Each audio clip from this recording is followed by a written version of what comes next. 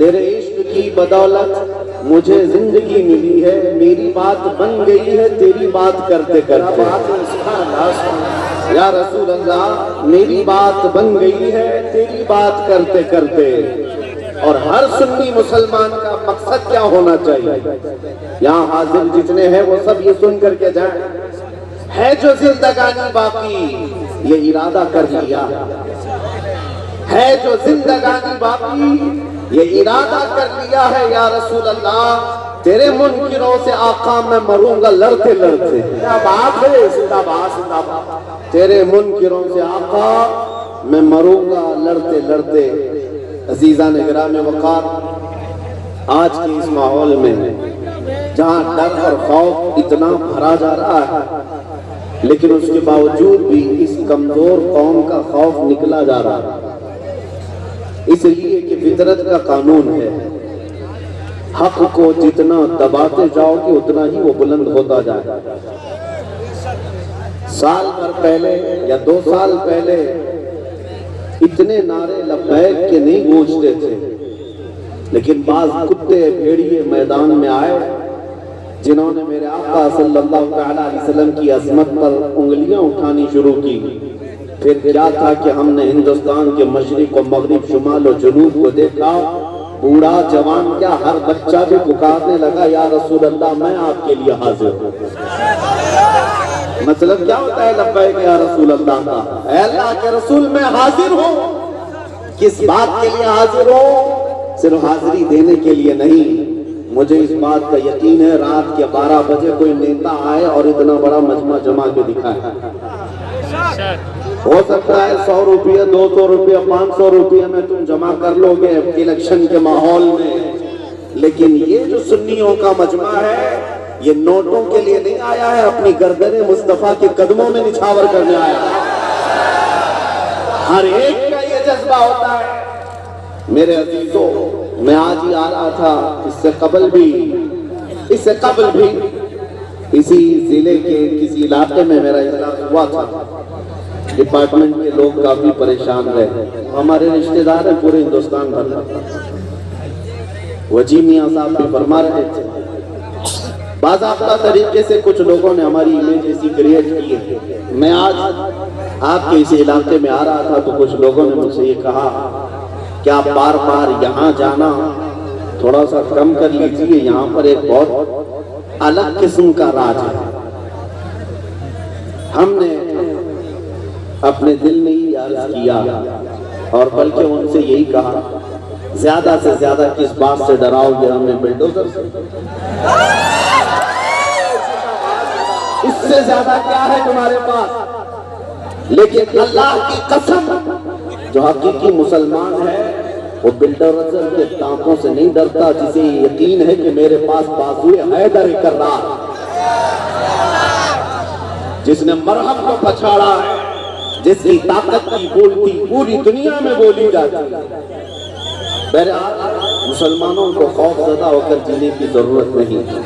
بریلی کے امام نے 100 سال پہلے ہمیں پکار کر کہا تھا خوف نہ رکھ رضا ذرا تو ہے عبد مصطفیٰ، خوف نہ رکھ رضا ذرا تو ہے عبد مصطفیٰ، تیرے لیے امان ہے، تیرے لیے امان ہے۔ میں آج آپ کے سامنے چند باتیں عرض کروں گا۔ اے نوجوان، تمہارے پاس کچھ دولتیں ہیں جس پر تم کو خود احساس نہیں ہے، بلکہ ایک عظیم دولت جو تمہارے سینوں میں آج بھی ہے، جس سے پوری دنیا خوف زدہ بھی، تھرائی ہوئی بھی۔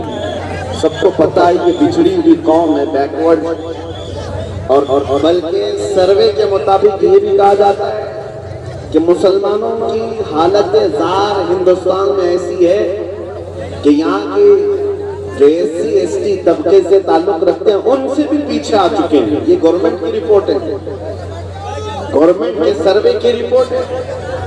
ہم یہ ساری رپورٹس کو دیکھتے ہیں کہ مسلمانوں کی حالت اتنی خراب تم ہی پیش کرتے ہو، پھر ہم ان سے ہی پوچھتے ہیں جب یہ مسلمانوں کی حالت اتنی خراب ہے ہندوستان میں تو 24 گھنٹے میڈیا میں ہم پر ہی ڈسکس کیوں کرتے ہو؟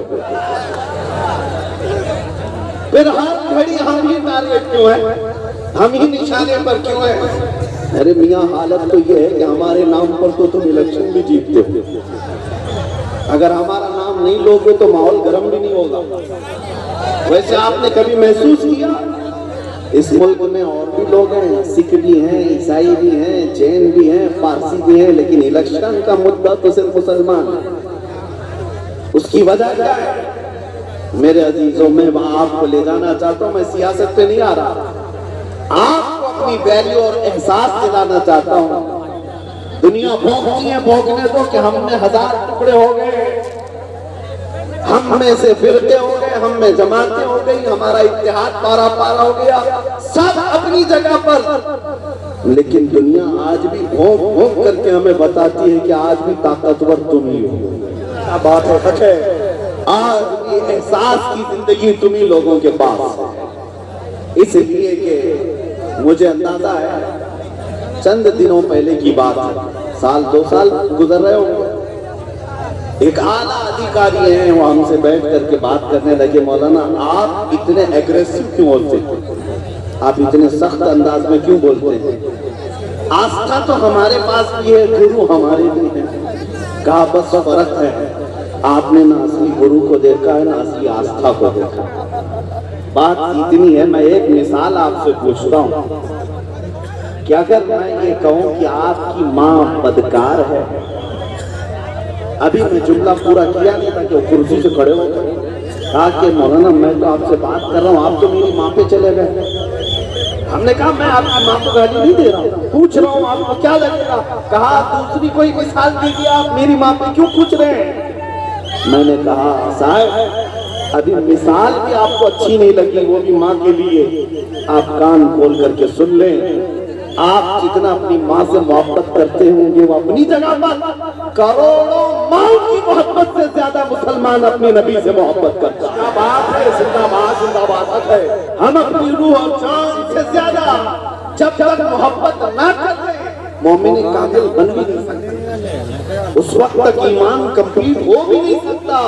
محمد کی محبت دین حق کی شرط اول ہے، اسی میں ہو اگر خامی تو سب کچھ نامکمل ہے، اسی میں ہو اگر خامی تو سب کچھ نامکمل ہے۔ اسی لیے میں اس نقطے کی طرف آپ کو لے کر کے آنا چاہتا ہوں۔ اے عزیزو، آج آپ کے دلوں میں جس نے تڑپ پیدا کی ہے، جگہ دیا ہے عظمت مصطفیٰ کے لیے، یہ بہت ہی اہم عنوان ہے، بہت اہم ٹاپک ہے۔ بتایا آپ کو تقریباً 15 سال کے بعد ڈاکٹر اقبال نے، شاعر مشرق نے اپنی قوم کو یہ میسج دیا تھا۔ یورپ کو دیکھ کر کے آیا تھا اقبال، وہاں کی ترقیوں کو دیکھ کر کے آیا تھا، اور جب قوم نے پوچھا مسلمانوں نے کہ ہماری ترقی کس میں ہے، تو اقبال نے ایک ہی جملہ کہا تھا کہ محمد سے وفا تو نے تو ہم تیرے، یہ جہاں چیز ہے کیا لوح و قلم تیرے۔ تمہاری ترقی کا راز صرف اتنا ہی ہے، اس نقطے پر آ جاؤ جہاں میرے مصطفیٰ نے اپنے صحابہ کو چھوڑا تھا۔ عزیزان گرامی اوقات، آج ہزاروں ٹاپک ہیں آپ کے ساتھ گفتگو کرنے کے لیے، لیکن ہر عنوان کی جان میرے مصطفیٰ کی ذات ہے، ہر موضوع سخن کی جان نبی پاک کی ذات ہے۔ اگر اس میں تم کمپلیٹ ہو گئے تو سارے مسائل اللہ یوں ہی حل فرما دے گا، ساری چیزوں کا حل آ جائے گا۔ بس یہ آج سے سیکھ کر کے اٹھو، ہر نوجوان جیسے بھی ہو لیکن میرے مصطفیٰ کی محبت کا سمجھوتا کبھی نہیں کرنا۔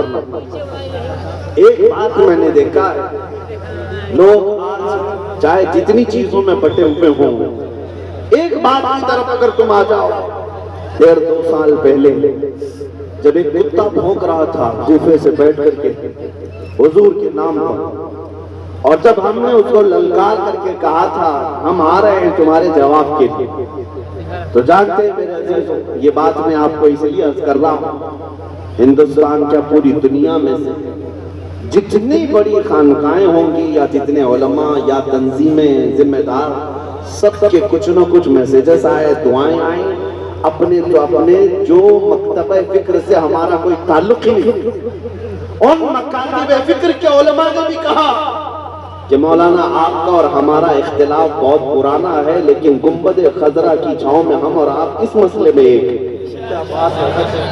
حضور کی عزت اور عظمت کے سلسلے میں بہرحال ان کی باتیں اپنی جگہ پر، لیکن میں یہ محسوس کرتا ہوں آج بھی امت کو اگر کوئی چیز جوڑ سکتی ہے تو نام مصطفیٰ ہی کا۔ بہت خوب مصطفیٰ کریم صلی اللہ تعالیٰ علیہ وسلم کی عظمت و محبت، اسی بات کے لیے تو امام اہل سنت فاضل بریلوی رحمۃ اللہ تعالیٰ علیہ نے قلم اٹھایا ہے۔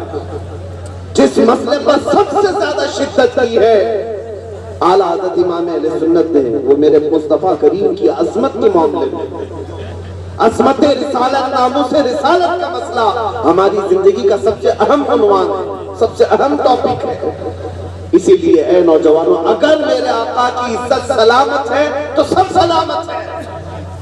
آج بہت سارے لوگ یہاں کے سوالات یہ کرتے ہیں، ہم بڑے قسم پرسی کے عالم میں زندگی گزار رہے ہیں، ڈر اور خوف بھی ہے، ہر شہر میں ایک الگ الگ بلا پھیلی ہوئی ہے، خوف و ہراس ہے، حکومت بدل گئی ہے، الگ الگ انداز کی شکایتیں ہیں، لیکن میں آپ کو بتاؤں تم کس کس چیز کا رونا روتے رہو۔ یہ مصیبتیں جو تم کو بڑی لگ رہی ہیں، کیوں؟